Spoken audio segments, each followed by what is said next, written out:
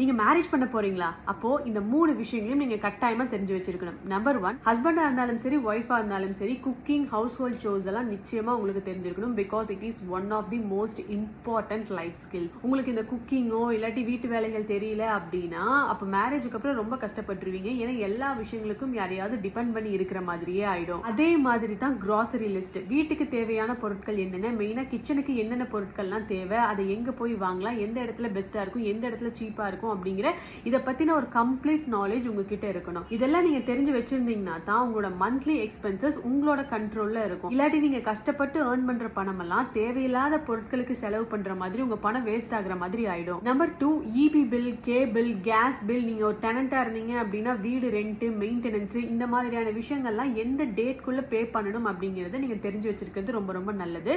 ஏன்னா இது தெரிஞ்சிருந்தா தான் last minute tension, stress, nervousness எல்லாம் நம்ம அவாய்ட் பண்ணலாம். நம்பர் 3, எங்க பேசணும், என்ன பேசணும், எப்படி பேசணும், எந்த இடத்துல நம்ம அமைதியா இருக்கணும், இது எல்லாத்தையுமே நம்ம நிச்சயமா தெரிஞ்சு வச்சிருக்கணும். இந்த இடம், பொருள், ஏவல்லாம் தெரிஞ்சுதான் நம்ம பேசணும். பிகாஸ் நிறைய ரிலேஷன்ஷிப்ல ப்ராப்ளம் வருதுக்கு இதுவும் ஒரு காரணமா இருக்கு. as சேம் as மேரேஜுக்கு அப்புறம் உங்க 2 பேருக்குள்ள ஏதாவது ஒரு ப்ராப்ளம் அப்படின்னா அப்ப அந்த ப்ராப்ளம் அம்மா அப்பா சப்போர்ட் இல்லாம நீங்களே தான் சால்வ் பண்ணிக்கணும்.